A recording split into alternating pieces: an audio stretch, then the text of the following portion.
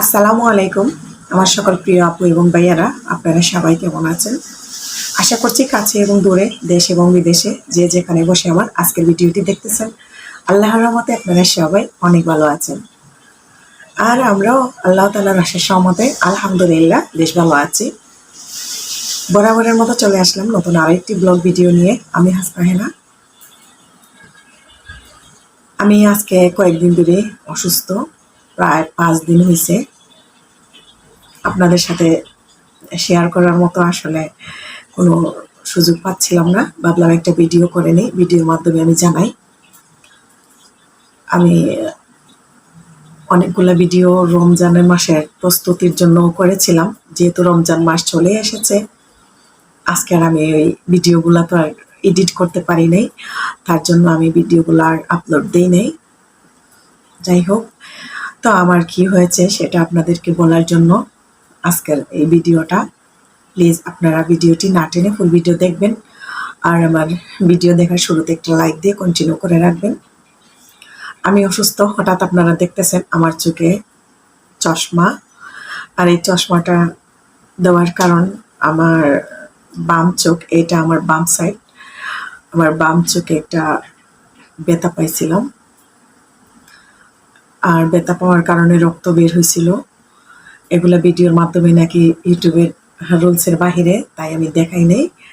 দেখাবার মতো কোনো প্রস্তুত পরিবেশ ছিল না, তাই আমি এগুলা ভিডিও করি নাই। তো আল্লাহর রহমতে আমি আজকে সুস্থ আছি।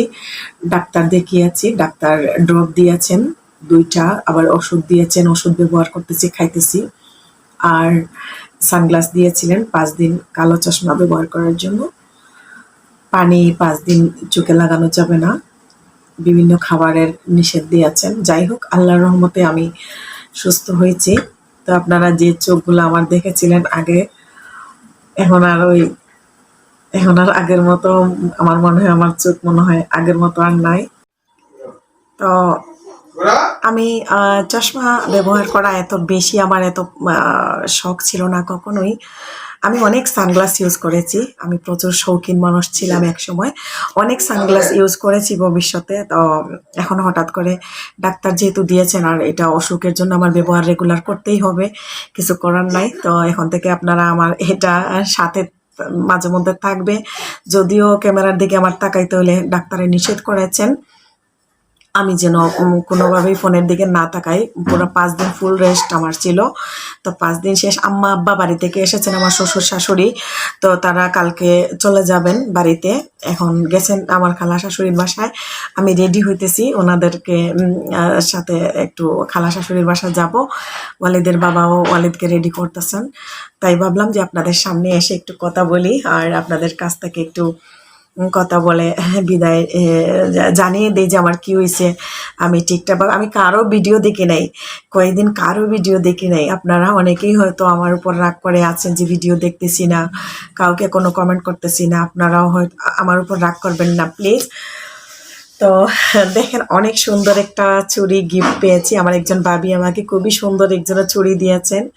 আমি কখনো চুড়ি পরতে পছন্দ করি না, হঠাৎ করে গিফট পেয়েছি। আর গিফট পেয়ে কার না ভালো লাগে গিফটের জিনিস ব্যবহার করতে। যাই হোক, আমার আজকে অনেক ভালো লাগতেছে, আপনাদের সাথে কথা বলতে পারতেছি। সবাই আমার জন্য দোয়া করবেন, আল্লাহ যেন আমাদেরকে সবাইকে 30টা রোজা ভালোভাবে সুস্থভাবে আমরা সবাই রাখতে পারি। আর সবাই সবার জন্য যেন দোয়া করি, আল্লাহ যেন আমাদের সবাইকে সুস্থ রাখেন। আর আমি যে হাসপাতালে গিয়েছিলাম, হাসপাতালটা খুবই ভালো। যে হাসপাতালে গেছিলাম ওই হাসপাতালটা আপনারা দেখুন, আপনাদেরকে দেখাচ্ছি। আপনারা সাথে থাকুন, দেখতে থাকুন ওই হাসপাতালটা, ঠিক আছে? এই যে আমি হাসপাতালে এসে গিয়েছি, আর হাসপাতালে যেহেতু আসছি, ভাবলাম হাসপাতালটা কীরকম একটু ভিডিও শ্যুট করে নেই আর আপনাদেরকে দেখিয়ে দিই। এটা আমি যখন ভিডিও করেছিলাম, আসলে হাসপাতালটা খুবই ভালো।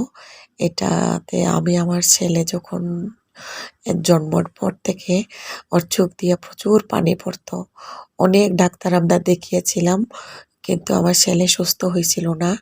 পরে আমরা এই হাসপাতালেই নিয়ে গিয়েছিলাম।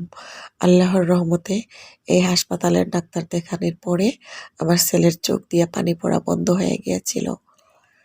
হাসপাতালের সামনে খুবই সুন্দর করে এই যে নার্সারি করেছে, অনেক সুন্দর করে সাজিয়েছে, তারা গাছ লাগিয়েছে। আমার কাছে খুব ভালো লাগলো, তাই আপনাদেরকেও আমি দেখাবার একটু চেষ্টা করলাম। দেখুন, খুবই নিরিবিলি একটা পরিবেশ। এখানে একটা জবা গাছের ফুল দেখলাম, জবা গাছে ফুল ধরছে, এটা দেখে আমার তো খুবই ভালো লাগলো।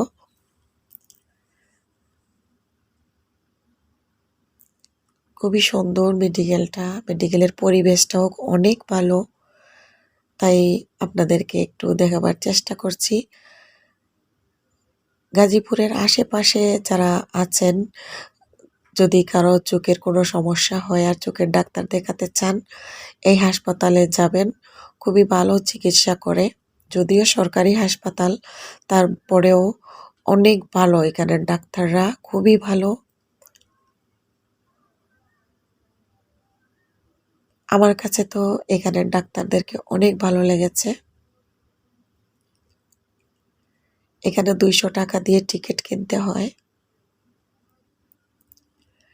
টিকিট কিনেছিলাম, আর আমি দেরিতে যাওয়ার কারণে লোকজনও কম ছিল, ভিড় কম ছিল, ভালোই লাগছিল। বাট এই যে ডাক্তার দেখানোর পরে আমাকে সানগ্লাস কিনতে ডাক্তার বলে দিয়েছেন। আমি চশমা কেনার জন্য হাসপাতালের গেটের ভিতরে একটা চশমার দোকান আছে, এটা থেকে কিনে নিচ্ছিলাম।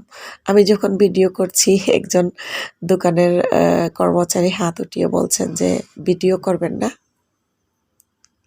যাই হোক, বাসায় এসে গিয়েছিলাম তখন এখানে আমাদের পাশের বাসার একজন ভাবি আমাকে ওনার বাবা দেশের বাড়ি থেকে কত কি নিয়ে আসছেন। এই যে চালের নাড়ু, এটা চালের নাড়ু, আর ওইটা ভুট্টার নাড়ু, এটা ভুট্টার নাড়ু, এগুলা দিয়েছেন।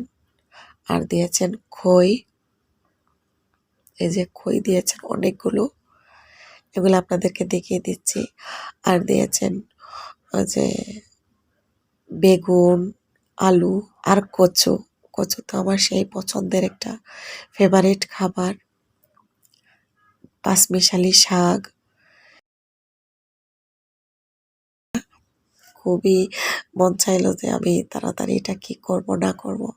উনি দিয়েছেন আলু, দেশি আলু, ওনাদের দেশে এরকম লাল লাল ছোট ছোট কি আলু জানি বলছিলেন, নাম ভুলে গিয়েছি। তো ভালোবেসে ভাবি আমাকে দিয়েছেন, ওনার বাবা দেশে থেকে নিয়ে এসেছেন। আমি তো মহা খুশি হয়েছি। আমাদের প্রতিবেশীরা এরকমই, কেউ দেশে থেকে কিছু নিয়ে আসলে একজন আরেকজনকে দেন। ভাবি আমাকেও দিয়েছেন, আর দিয়েছিলেন কলা, কলা 2টা দিয়েছিলেন, ওগুলো আমরা খেয়ে নিয়েছি। আজকে আমি কচুটাই রান্না করব, শাক রান্না করব, ভাবি যেহেতু দিয়েছেন এগুলাই রান্না করব। আর মিষ্টি কুমড়া রান্না করার জন্য আমি মুরগির মাংস কষিয়ে নিয়েছিলাম অফ ক্যামেরায়, মাংসটা আমি বসাই দিয়েছিলাম, তারপরে কষানো হয়ে গেছে, পরে মিষ্টি কুমড়া দিয়ে দিলাম। আমি ভিডিওটা ভয়েস দিচ্ছি যেদিন, ওই দিন কিন্তু রমজানের আগের দিন, হয়তো বা আপনারা ভিডিওটা রমজানের মধ্যে পাবেন। তো ভিডিওটা আমার রমজানের ভিতরে করা না, রমজানের আগেরই। রমজানের প্রস্তুতি নিয়ে আমি অনেকগুলা ভিডিও করেছিলাম, বাট এডিটিং করতে পারি নাই, তাই আমি ভিডিওগুলো আপলোড দিতে পারি নাই। পাঁচমিশালি শাকগুলো আমি ভাজি করে নিচ্ছি, সাথে চিকন করে কয়টা আলু দিয়েছি যাতে আমাদের একবেলা হয়। শাকগুলো আমি ভালো করে সিদ্ধ করে নিয়েছি। এখন রসুন আর পেঁয়াজ দিয়ে, শুকনো মরিচ দিয়ে বাগার দিয়ে দিলাম। খুবই মজা হয়েছিল।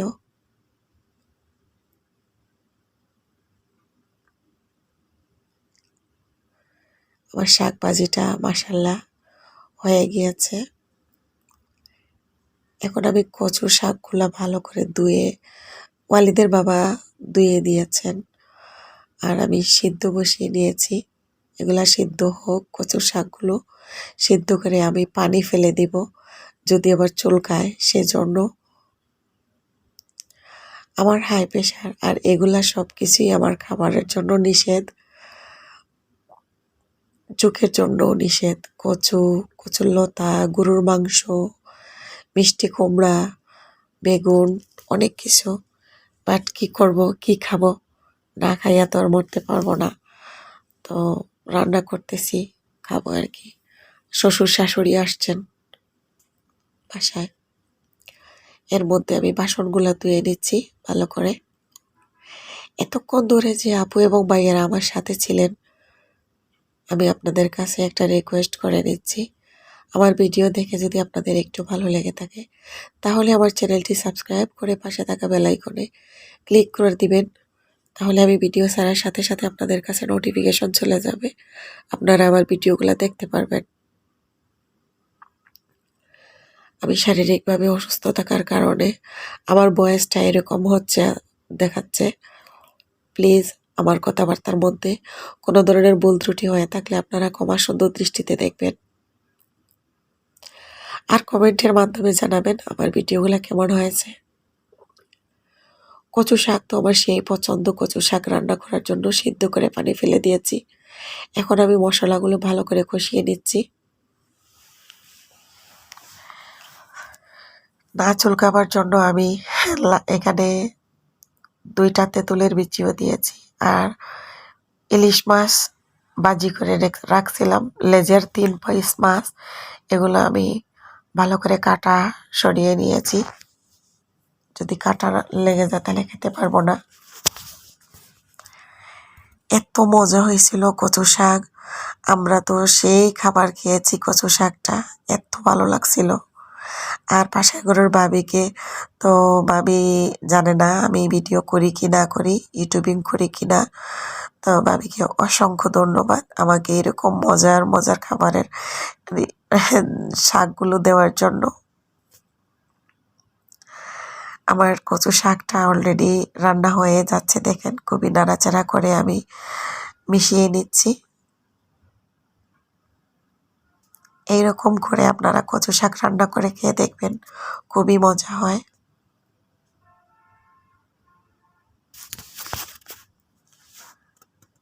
অনেকক্ষণ বকবক করলাম, আবারও বলে দিচ্ছি আমার কথাবার্তার মধ্যে কোনো ধরনের ভুল ত্রুটি হলে আপনারা ক্ষমা সুন্দর দৃষ্টিতে দেখবেন।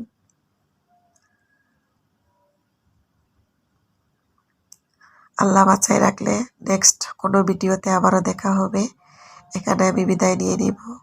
আল্লাহ হাফেজ। আসসালামু আলাইকুম।